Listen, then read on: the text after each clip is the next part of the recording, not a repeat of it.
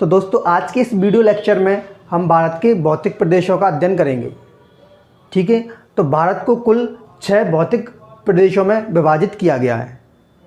Sir Bharat में basically सांस्कृतिक लिहाज से तो बहुत सारी विविधताएं, जैसे कि लोगों का धर्म, जाति, लिंग, वंश, बोली के आधार पर बहुत सारी भारत में विविधताएं हमें देखने को मिलती हैं। जैसे कि अगर हम चाहें कि दक्षिण भारत में जाएंगे तो कन्नड़, तमिल, तेलुगु, उत्तर भारत में हिंदी, कहीं कहीं अंग्रेजी, तो ये भाषाओं में विविधता रहती है, किसी में बोलचाल में विविधता रहती है, और खान पान, रहना सहना, तो ये सारी चीज़ें विविधताएं पाई जाती हैं। लेकिन भौतिक आधार पर भी भारत में बहुत सारी विविधताएं देखने को हमें मिलती हैं। जैसे कि अगर हम उत्तर भारत अर्थात कश्मीर की ओर जाएं तो वहाँ के लोग हमें बहुत गोरे चिट्टे दिखते हैं।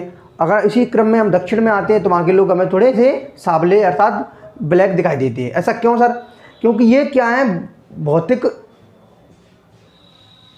संरचना का अभाव, मतलब भौतिक प्रदेशों का प्रभाव है।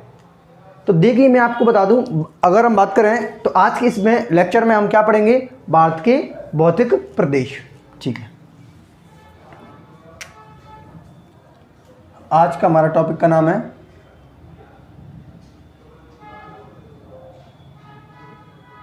भारत के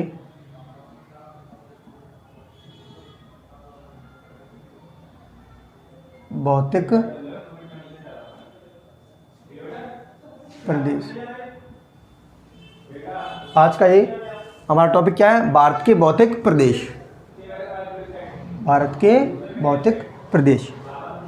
तो भारत को कुल 6 अलग अलग भौतिक प्रदेशों में विभाजित किया गया है। जैसे सर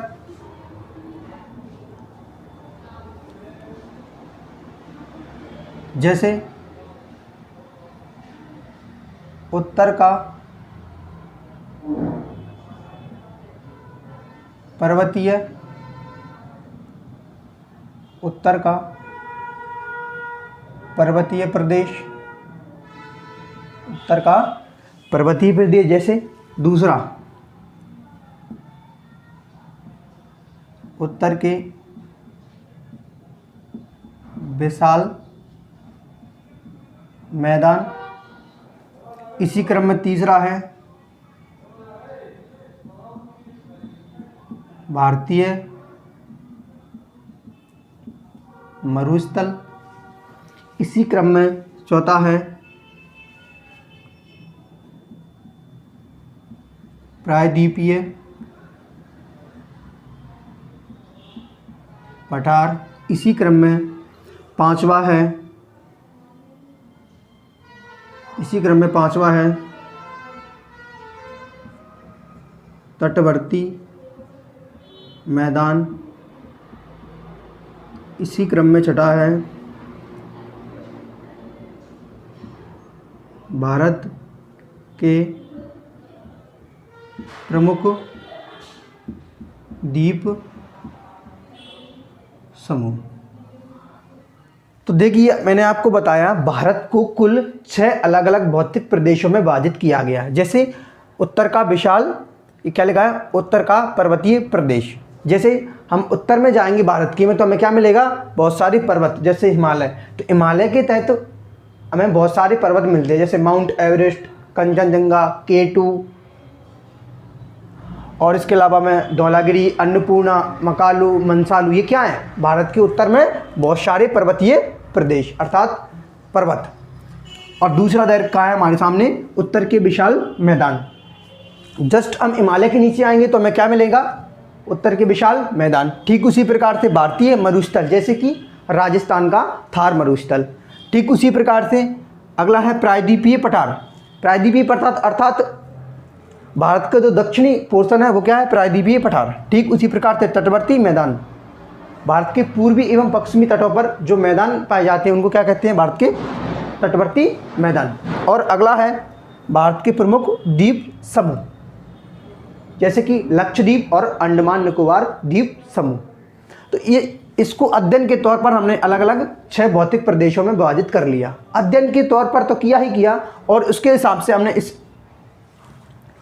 आधार पर विभाजित किया, क्योंकि इन क्षेत्रों की अलग अलग विशेषताएं हैं। जैसे कि हम जाएंगे उत्तर में, तो उत्तर के लोग, उत्तर में क्या पर्वत है, चूँकि उधर हाइट ज़्यादा है, एक एवरेज हिमालय पर्वत है बहुत सारा, तो हिमालय पर्वत में क्या जमी हुई, बर्फ़ जमी हुई है। जैसे कश्मीर चले जाओ तो कश्मीर में बहुत सारी बर्फ़ जमी हुई है, लोग बाग वहाँ रहते हैं, तो वो ठंडा प्रदेश है, तो वहाँ के लोग बड़े गोरे चिट्टे में महसूस होते हैं, दिखते भी हैं, महसूस क्या होते हैं। और जिस प्रकार से हम उत्तर के विशाल मैदान में आएंगे थोड़ा सा हल्का, तो वहाँ पे लोग कम गोरे, अर्थात यूपी, उत्तराखंड और बिहार वाला पोर्शन आ जाएगा। तो इधर क्या रहते हैं लोग, मीडियम रहते हैं। और यहाँ पर क्या होती है, जो कृषि होती है वो अच्छी उपज होती है। ठीक उसी प्रकार से भारतीय मरुस्थल की बात करें, जैसे कि राजस्थान, तो राजस्थान कैसा है, मरुस्थलीय क्षेत्र है, वहाँ पर गर्मी ज़्यादा रहती है, रेतीला क्षेत्र है, तो ये सारी चीज़ें होती हैं। तो और प्रायद्वीपीय पठार, तो ये कैसा पठारी क्षेत्र है। तो इस आधार पर क्या है, अलग अलग प्रदेशों को अलग अलग भागों में हमने विभाजित कर रखा है। तो इसको समझने के लिए हमें पहले क्या करना पड़ेगा, पूरा एक मैप बनाना पड़ेगा। ठीक है,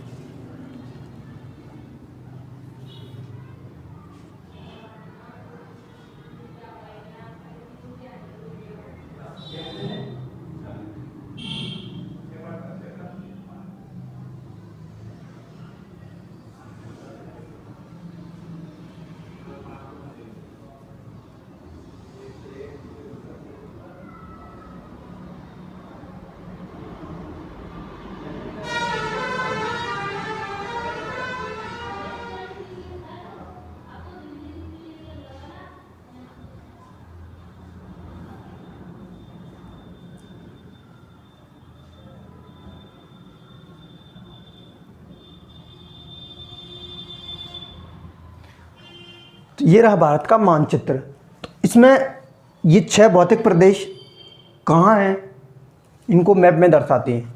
जैसे पहला लिखा है भारत का पर्वतीय प्रदेश, अर्थात उत्तर का पर्वतीय प्रदेश। जैसे कि भारत का ये क्या है, उत्तर है, तो यहाँ से यहाँ तक क्या विस्तृत है। यहाँ से अगर मैं बात करूँ, यहाँ से इधर, यहाँ से इधर, ये क्या है सर, भारत के उत्तर में क्या दिख रहा है हमें, हिमालय। तो ये क्या लिखा है, भारत का पर्वतीय प्रदेश, अर्थात उत्तर में क्या है, हिमालय। हिमालय हो गया सर। फिर लिखा है जस्ट नंबर 2 पे उत्तर के विशाल मैदान। तो सर उत्तर के विशाल मैदान, जैसे कि यहाँ से जस्ट हिमालय के दक्षिण में, जहाँ से यहाँ तक हमें क्या मिल जाते हैं, बहुत सारे मैदान मिल जाते हैं सर।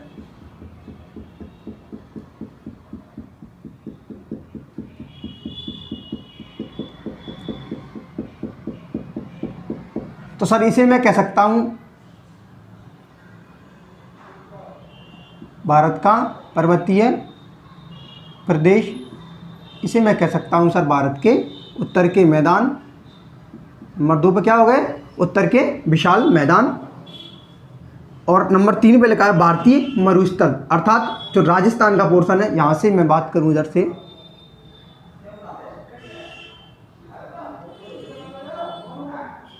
यहाँ तक, ये क्या है सर, यह क्या है, अलग यहाँ डॉट किया है, तो यहाँ थोड़ा अलग करते हैं कुछ।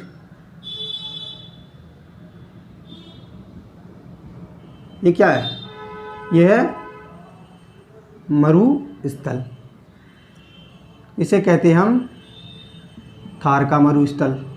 क्लियर है। अगला है भारतीय प्रायद्वीपीय पठार।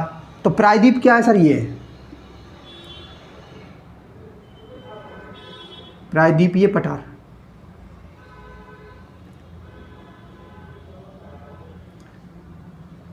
ये क्या सर, हमारा प्रायद्वीपीय पठार, जो उल्टा त्रिभुज के नुमा दिख रहा है, ये क्या हमारा प्रायद्वीपीय पठार।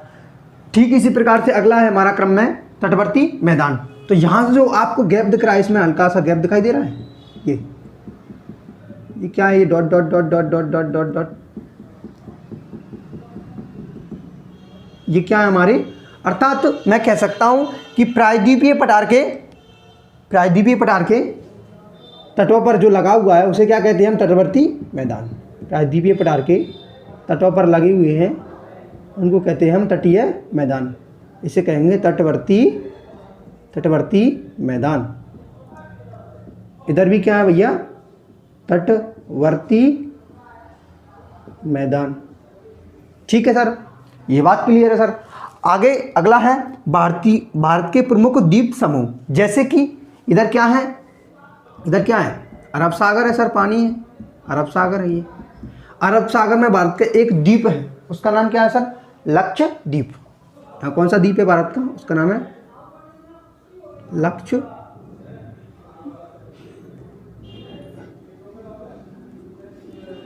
लक्षद्वीप।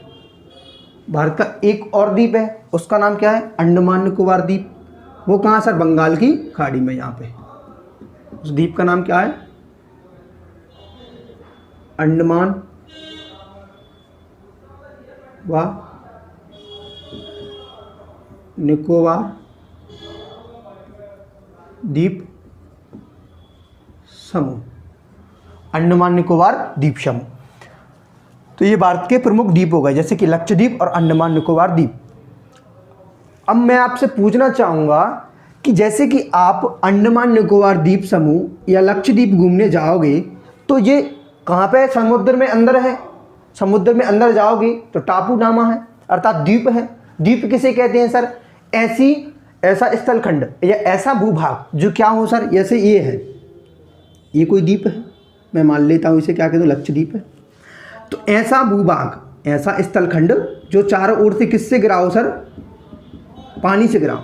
ऐसा भूखंड जो चारों ओर से पानी से घिरा हो या जल से घिरा हो, उसे क्या कहेंगे हम, द्वीप कहेंगे। जैसे कि लक्षद्वीप, इधर क्या है, अरब सागर है, तो अरब सागर में कौन सा द्वीप है हमारा, लक्षद्वीप है।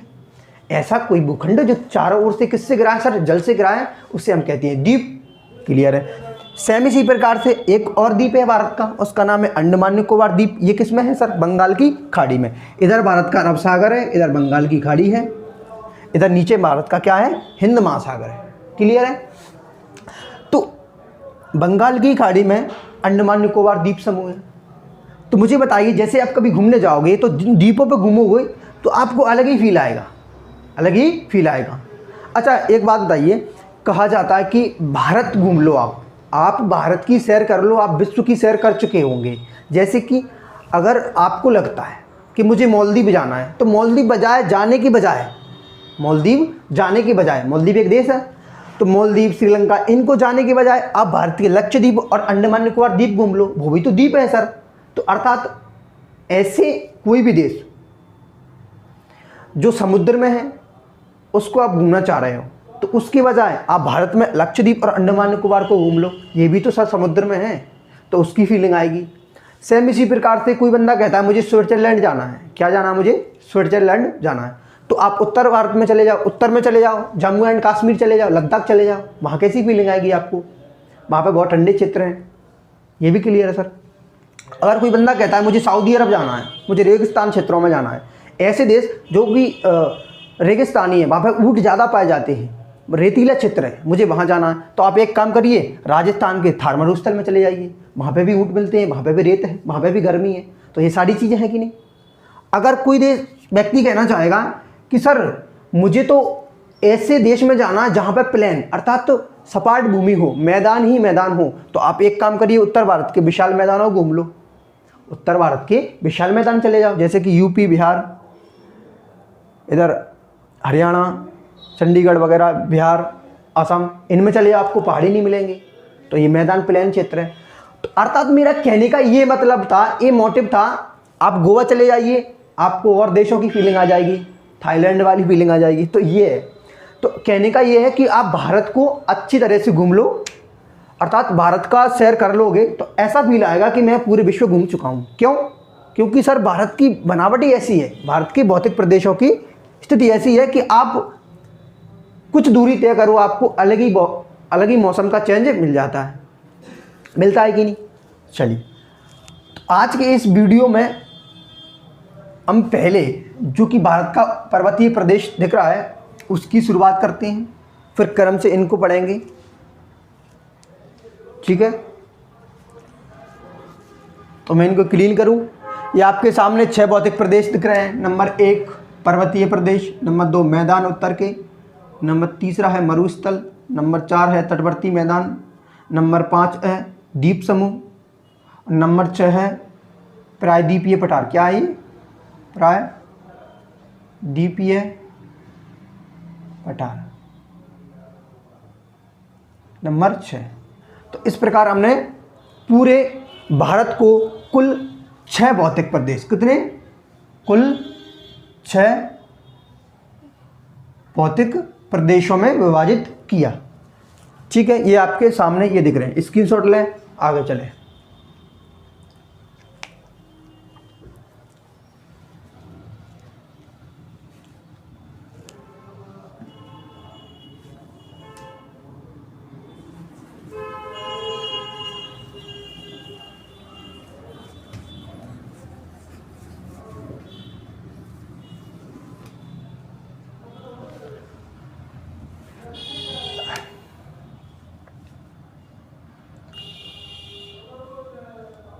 तो भारत को कुल कितने, यहाँ लिख देता हूँ, भारत को कुल 6 भौतिक प्रदेशों में विभाजित किया गया। ठीक है, अब इसमें जो पहला भौतिक प्रदेश है वो था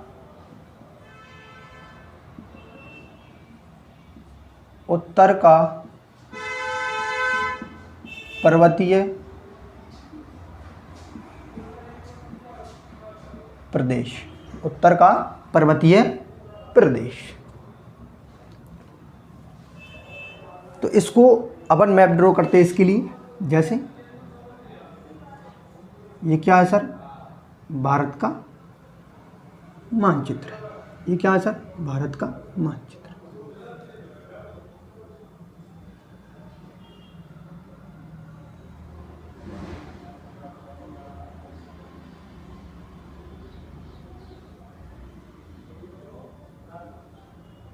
ये क्या है? भारत का मानचित्र।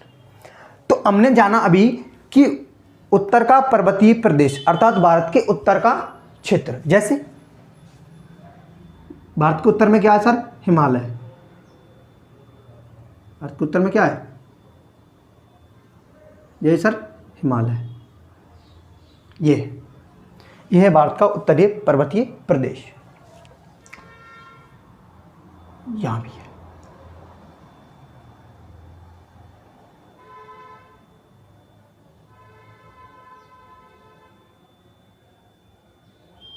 ठीक है सर।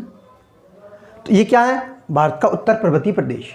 भारत के उत्तरी पर्वतीय प्रदेश को हम मेनली 3 भागों में पढ़ते हैं। भारत के पर्वतीय प्रदेश को मेनली हम कितने भागों में पढ़ते हैं सर? 3 भागों में, अर्थात 3 भागों में विभाजित करते हैं। जैसे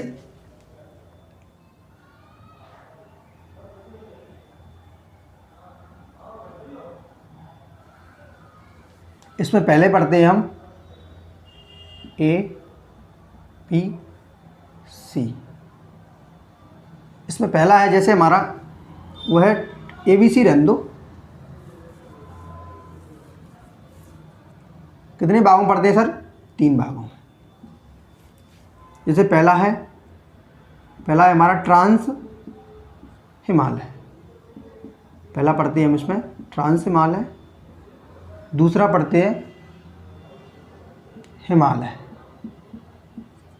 इसमें हम तीसरा पढ़ते हैं सर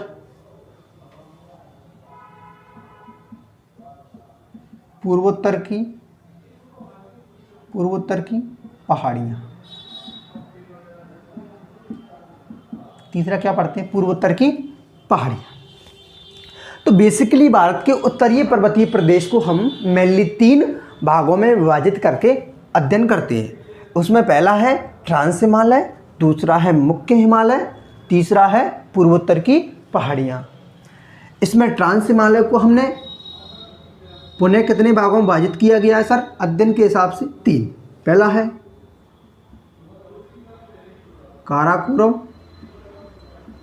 काराकोरम श्रेणी, दूसरी है सर लद्दाख श्रेणी। इसमें हमें तीसरी मिलती है सर, वो है जास्कर श्रेणी। तीसरी श्रेणी है सर उसमें जास्कर श्रेणी। तो ट्रांस हिमालय को हमने कितने भागों में पढ़ा, कितने भागों में पढ़ा, 3, काराकोरम श्रेणी, लद्दाख श्रेणी और जास्कर श्रेणी। ठीक है, सेम इसी प्रकार से सर जो मुख्य हिमालय है उसको हम कितने भागों में पढ़ते हैं, क्या है ये मुख्य हिमालय। सर इसको भी हम कितने भागों में विभाजित करते हैं, 3। जैसे सर इसको हम कितने भागों में पढ़ते हैं, 3। ठीक है, जैसे पहला है महान हिमालय,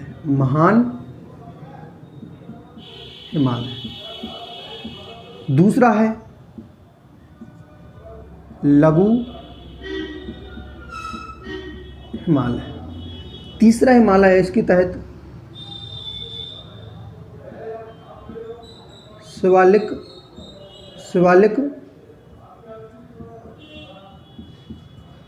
हिमालय। तो मेनली हम हिमालय को मुख्य तहत 3 भागों में विभाजित करते हैं। मुख्य हिमालय को महान हिमालय, लघु हिमालय, शिवालिक हिमालय। तीसरा है सर पूर्वोत्तर की पहाड़ियाँ। तो पूर्वोत्तर की पहाड़ियाँ जैसे कि पूर्वोत्तर के कुछ राज्य हैं, पूर्वोत्तर में कुल 7 राज्य हैं, अर्थात पूर्व उत्तर में कुल महत्वपूर्ण जिनका हम अध्ययन करते हैं उनमें 7 राज्य हैं, उनमें कुछ पहाड़ियाँ पाई जाती हैं। तो मेनली हमने कितने भागों में बात कर दिया सर, 3, एक ट्रांस, एक मुख्य हिमालय, एक पूर्वोत्तर की पहाड़ियाँ। तो इनको हम क्रम से पढ़ेंगे। ठीक है सर, तो मैं आपको बता दूं जो ट्रांस हिमालय है इसे हम क्या कहते हैं, ट्रांस हिमालय। आज हम क्या अध्ययन करेंगे, ट्रांस हिमालय का। तो देखिए आपको मैं बताऊं, ये दिख रहा है आपको, ये क्या है, ट्रांस हिमालय। अर्थात हिमालय के उत्तर में भी क्या है, ट्रांस हिमालय। हिमालय के उत्तर में भी क्या है, ट्रांस हिमालय। जैसे कि ये दिख रहा है, मैंने कहा ट्रांस हिमालय को हम 3 भागों में विभाजित करते हैं, अर्थात 3 श्रेणियां पाई जाती हैं। ट्रांस हिमालय में समानांतर रूप से 3 श्रेणियां पाई जाती हैं, अर्थात ट्रांस हिमालय समानांतर रूप से 3 श्रेणियों में विभाजित है। उसमें सबसे उत्तर की श्रेणी है काराकोरम, उसके दक्षिण में है लद्दाख श्रेणी और अंतिम में है जास्कर श्रेणी। ये है, देखिए इस उत्तर वाली श्रेणी का नाम क्या है, काराकोरम श्रेणी, मध्य वाली का नाम लद्दाख है और अंतिम वाली का नाम है जास्कर श्रेणी, अर्थात KLJ शॉर्ट में हो गया काराकोरम, के से काराकोरम, L से लद्दाख, J से जास्कर, काराकोरम, लद्दाख, जास्कर। ठीक है, ये क्या है सर, हमारा ट्रांस हिमालय। फिर लिखा है मुख्य हिमालय। तो मुख्य हिमालय को हम कितने भागों में पढ़ते हैं सर, 3 भागों में पढ़ते हैं। इसको भी कितने, 3। तो मुख्य हिमालय को कितने भागों में पढ़ते हैं, 3। महान हिमालय, लघु हिमालय, शिवालिक हिमालय।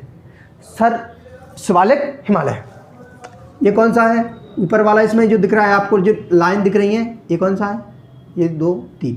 ये है हमारा महान हिमालय, बीच वाला है लघु, L में लघु और शिवालिक मतलब S, समझो। M का मतलब महान, L का मतलब लघु, S का मतलब शिवालिक। तो ये मेनली क्या है, हमारे हिमालय के 3 अलग अलग भाग हैं। पहले क्वेश्चन ये उठता है सर कि हम हिमालय को अलग अलग भागों में ही क्यों पढ़ रहे हैं। पहले हमने ट्रांस पढ़ेंगे, फिर उसके बाद महान, लघु, शिवालिक का अध्ययन करेंगे, फिर पूर्वोत्तर की पहाड़ियों का अध्ययन करेंगे। ऐसा क्यों हो रहा है? तो बेसिकली ऐसा इसलिए हो रहा है क्योंकि जो भी हिमालय हमें दिख रहा है उसका निर्माण भी इसी क्रम में हुआ है। पहले क्या बना, ट्रांस हिमालय बना, उसके बाद महान बना, लघु बना, शिवालिक बना। इसलिए हम इनका अध्ययन इसी क्रम में कर रहे हैं। इसे कहते हैं शिवालिक का, इसे कहते हैं हिमालय का क्रमबद्ध विभाजन, अर्थात क्रम रूप में विभाजन। क्यों सर ऐसा क्यों करते हैं? ऐसा इसलिए किया जाता है क्योंकि जब हिमालय का निर्माण हुआ, हिमालय का निर्माण हम अगले लेक्चर में पढ़ेंगे। जब हिमालय का निर्माण हुआ तो सबसे पहले ट्रांस हिमालय बना, फिर मुख्य हिमालय बना, फिर ऐसे क्रम चलता रहा। तो इस क्रम में क्या है, पहले हम ट्रांस हिमालय को पढ़ेंगे, फिर महान को, फिर लघु को, फिर शिवालिक को। मेनली कितने हिमालय? 4, ट्रांस हिमालय, महान हिमालय, लघु हिमालय, शिवालिक हिमालय। तो देखिए हम शुरुआत करते हैं आज से किसकी, ट्रांस हिमालय की। स्क्रीनशॉट ले लो जल्दी से, हो गया, चलिए।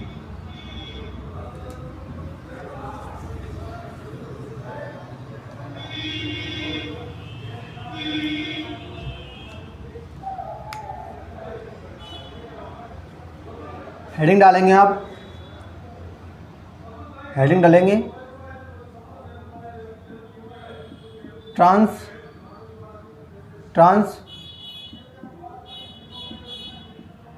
हिमालय, ट्रांस हिमालय।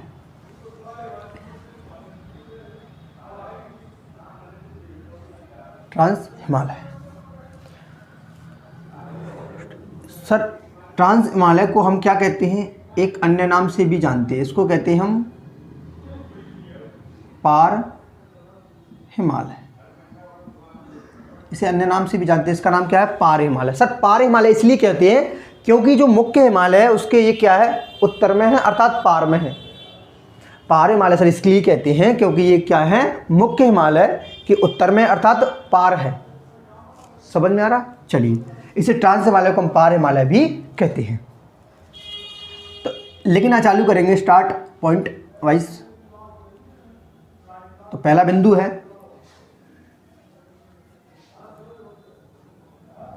पहला लिखेंगे ट्रांस हिमालय को हम पार हिमालय भी कहते हैं। क्लियर है ये बात? सर ट्रांस हिमालय को हम क्या कहते हैं, पार हिमालय भी कहते हैं। ट्रांस हिमालय को हम 3 समानांतर श्रेणियों में विभाजित करते हैं। लिखो, ट्रांस हिमालय को हम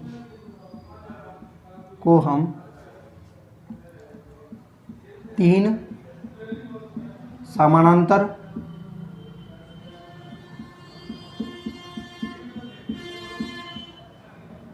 श्रेणियों में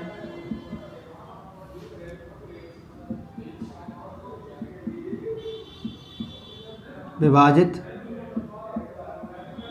करते हैं। ट्रांस हिमालय को हम कितने, 3 समानांतर श्रेणियों में विभाजित करते हैं।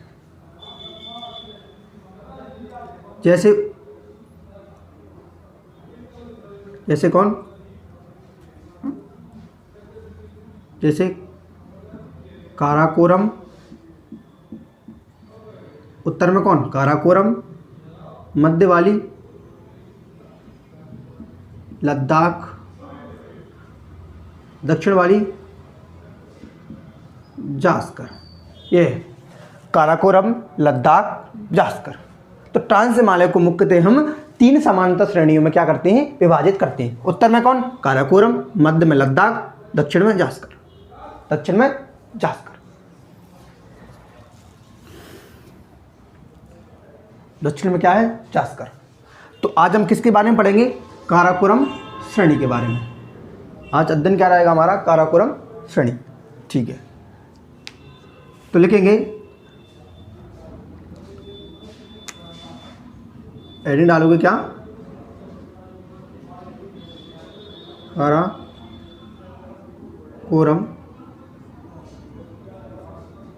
श्रेणी, काराकोरम श्रेणी। तो लिखोगे ट्रांस हिमालय की, ट्रांस पहला बिंदु है, ट्रांस हिमालय की काराकोरम श्रेणी, ट्रांस हिमालय की सबसे उत्तरी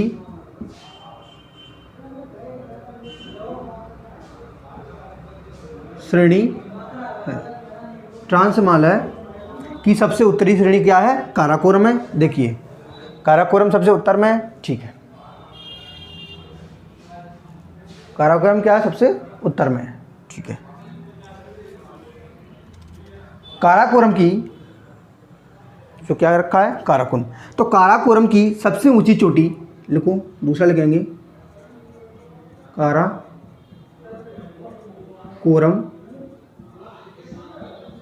श्रेणी की सबसे ऊंची या सबसे ऊंचा, क्या लिखोगे, सबसे ऊंचा पर्वत, क्या नाम है उसका, K2, अर्थात इसे हम क्या कहते हैं, गॉडविन ऑस्टिन। तो मैंने लिखा है सर, काराकोरम श्रेणी की सबसे ऊंचा पर्वत है, उसका नाम क्या है, K2 या गॉडविन ऑस्टिन। K2 या गॉडविन ऑस्टिन, ये कहाँ पड़ता है सर? देखिए ये क्या है, 3 श्रेणियाँ बनाता हूँ मैं, एक उत्तर वाली काराकोरम, मध्य वाली लद्दाख, दक्षिण वाली जास्कर। ये कौन सी है? काराकोरम। तो काराकोरम का सबसे ऊंचा पर्वत, उसका नाम क्या है, K2। पर्वत का नाम क्या है, K2। हिंदी में इसे कहते हैं गॉडविन ऑस्टिन, इसका नाम है क्या, गॉडविन ऑस्टिन। तो काराकोरम की सबसे ऊंचा पर्वत है K2 गॉडविन ऑस्टिन। लिखेंगे K2 पर्वत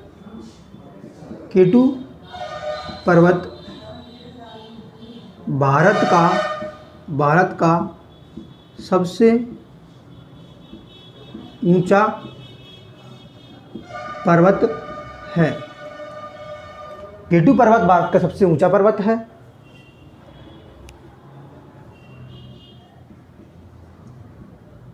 जिसकी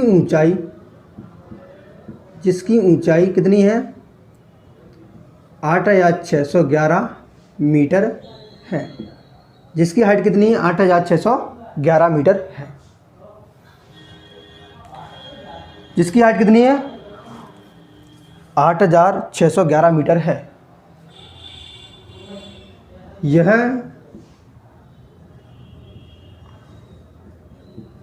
पाकिस्तान के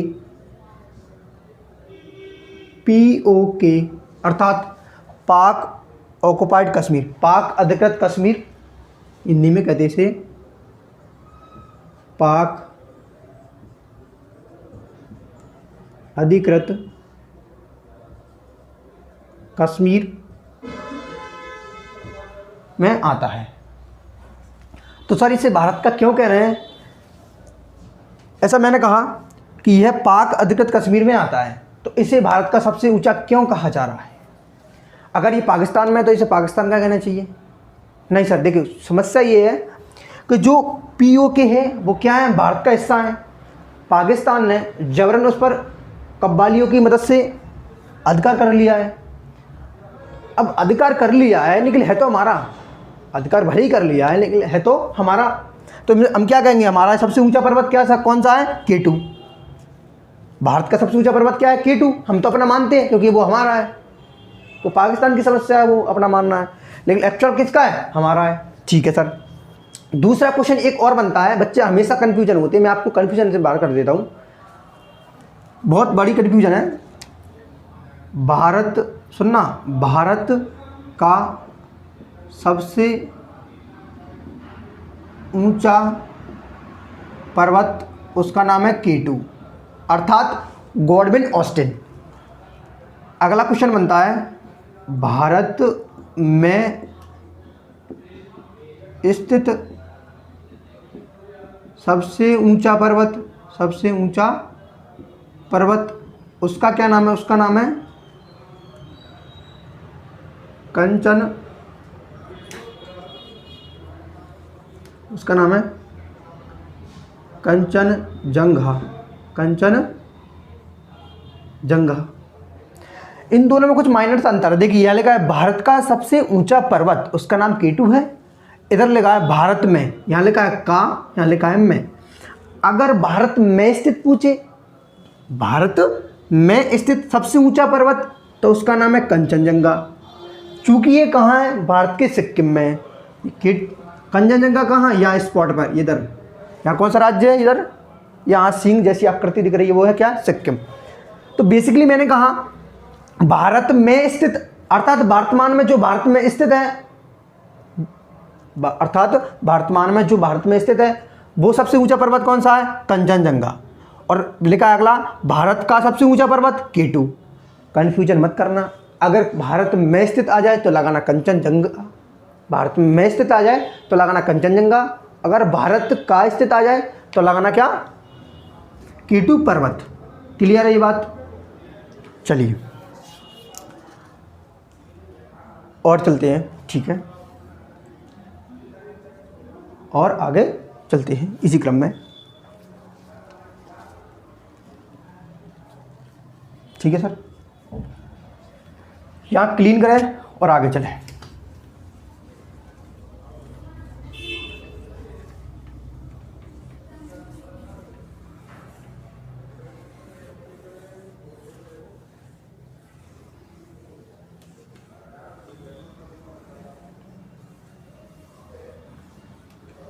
आगे चले। अगला बिंदु है काराकोरम श्रेणी से ही अगला पॉइंट है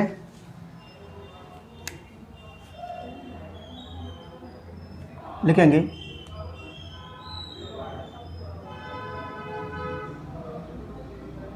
काराकोरम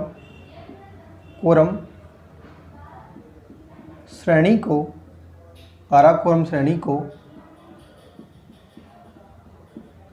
एशिया की रीढ़ कहते हैं। क्या कहते हैं? काराकोरम श्रेणी को एशिया की रीढ़ कहते हैं। रीढ़ तो सभी लोग जानते हैं, जैसे कि हमारे बैक में होती है जो, उसे रीढ़ कहते हैं। तो काराकोरम श्रेणी को एशिया की रीढ़ कहते हैं। ये बिंदु अगला है, काराकोरम श्रेणी को क्या कहते हैं? एशिया की रीढ़ कहते हैं, ठीक है। काराकोरम श्रेणी को हम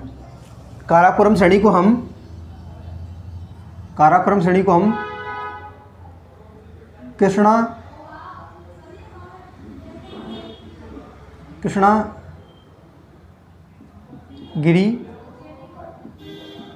पर्वत भी कहते हैं।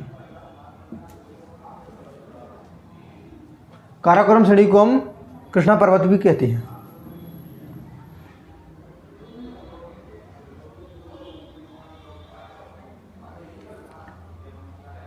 पाकिस्तान में इसे, अगला बिंदु लिखेंगे, पाकिस्तान में से वहाँ के स्थानीय लोग पाकिस्तान में से, क्योंकि वो मानता है कि मेरा है। क्यों मानता है? क्योंकि वो PO के क्षेत्र में, अर्थात ऐसा क्षेत्र जो वर्तमान में पाकिस्तान के कब्जे में, तो वो कहता है मेरा है। कौन? काराकोरम। तो वो कहता है काराकोरम को पाकिस्तान में हम शाहगोरा भी कहते हैं, शाहगोरा। वहाँ के लोग मानते हैं, लेकिन एक्चुअल में हमारा है। तो मैं बिंदु बता रहा हूँ थोड़ा लिखने के लिए, समझ पा रहे हो ना? चलिए आगे चलें। अगर मैं बात करूँ इसी काराकोरम श्रेणी के तहत प्रमुख ग्लेशियर पाए जाते हैं। सर ग्लेशियर क्या होते हैं? बर्फ़ के चट्टान को ही हम ग्लेशियर कहते हैं, क्योंकि हम जानते हैं कि जब हम ऊंचाई पे बढ़ते जाते हैं तो तापमान में कमी आ जाती है। कमी के चलते जो नमी होती है, जो वर्षा अर्थात जो जल होता है वो जमने लगता है। तो इस क्रम में क्या है, सबसे, चूँकि यहाँ भी देखिए हिमालय के, जहाँ जम्मू कश्मीर में वहाँ भी बर्फ़ है, जहाँ भी बर्फ़ जमी होती है, हिमाचल में, उत्तराखंड में भी थोड़ी बहुत बर्फ़ रहती है। तो मुझे बताइए उत्तर में तो और ज़्यादा बर्फ़ होगी। तो इसका मतलब मैं कह रहा हूँ काराकोरम श्रेणी में, लिखो काराकोरम श्रेणी में कुछ प्रमुख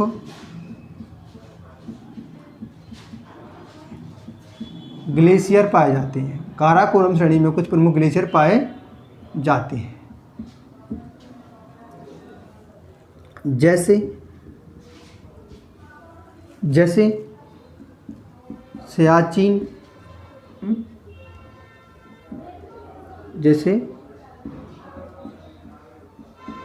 सियाचिन ग्लेशियर। जैसे सर कौन सा? सियाचिन ग्लेशियर। दूसरा है स्पर ग्लेशियर। अगला है बियाफो ग्लेशियर। अंत में है बाल्टोरा ग्लेशियर। ग्लेशियर को हिंदी में हिमनद भी कहते हैं, अर्थात Siachen glacier, Hispar glacier, Biafo glacier और वोल्टोरा ग्लेशियर। इसमें से जो सियाचिन ग्लेशियर है वो काराकोरम श्रेणी का सबसे बड़ा ग्लेशियर है। वो क्या है? देखो, काराकोरम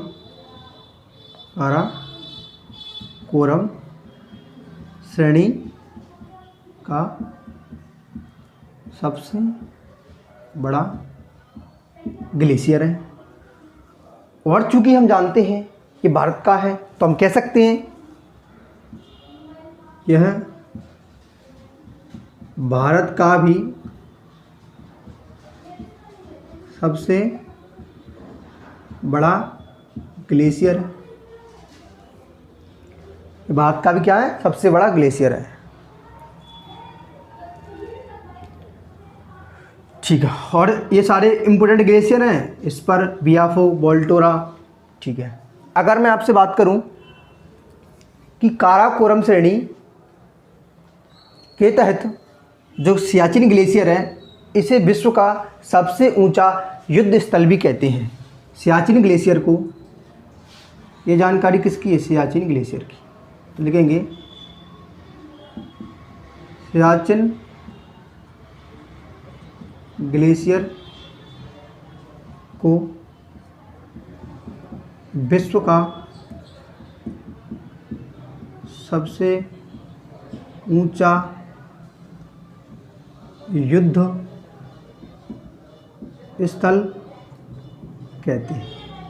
अर्थात इससे ऊंचा विश्व का कोई भी युद्ध स्थल नहीं है, क्योंकि यहाँ पर युद्ध लड़ा गया है। कब? वर्ष 1984 में। वर्ष 1984 में। चलिए, अगर मैं आप बात करूं और अंदर जाएं,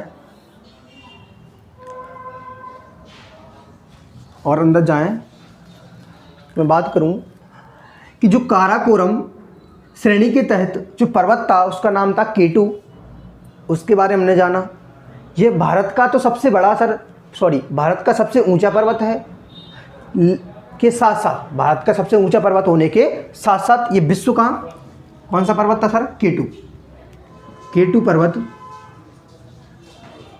पर्वत भारत का सबसे ऊंचा पर्वत था। उसी के साथ साथ ये विश्व का दूसरा, क्या था? विश्व का दूसरा सबसे ऊंचा पर्वत भी है सर। विश्व का सबसे ऊंचा पर्वत क्या है? माउंट एवरेस्ट, जिसकी हाइट कितनी है? विश्व का सबसे ऊंचा कौन सा है? माउंट एवरेस्ट, जो कि कहाँ है सर? नेपाल में है। इसकी हाइट कितनी है? 8,848 मीटर। भारत का सबसे ऊंचा पर्वत कौन सा है? K2। कौन सा है? K2, जिसकी हाइट कितनी है? 8,611 मीटर। आप अंदाज़ा लगा ही सकते हो कि थोड़ा सा तो अंतर है ही। तो इसका मतलब क्या है? भारत का सबसे ऊंचा पर्वत K2 हुआ, उसी के साथ साथ विश्व का दूसरा सबसे ऊंचा पर्वत भी क्या हुआ? K2 हुआ। चलिए, K2 अर्थात गॉडविन ऑस्टिन। चल,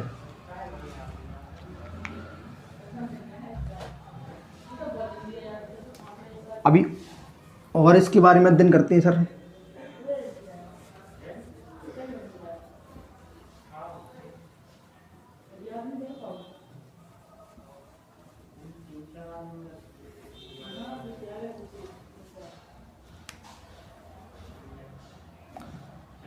सर, काराकोरम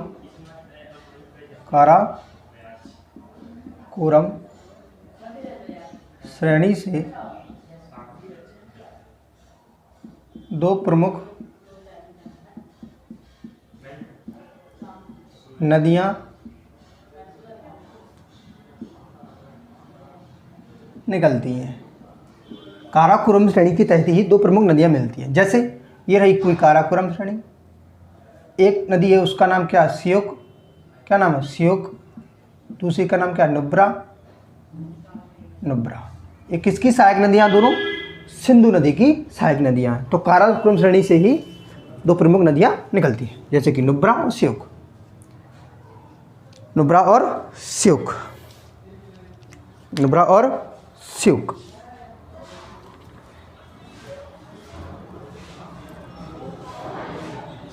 तो बेसिकली हमने काराकोरम श्रेणी के तहत जो भी कंप्लीट जानकारी थी, जो भी था उसका, वो हमने पढ़ा। और चूँकि ये क्लास लंबी होती जा रही है, इसको यहीं एंड करते हैं और अगले लेक्चर में, जस्ट इसके अगले लेक्चर में हम इसका बचा हुआ पोर्शन कंटिन्यू करते हैं।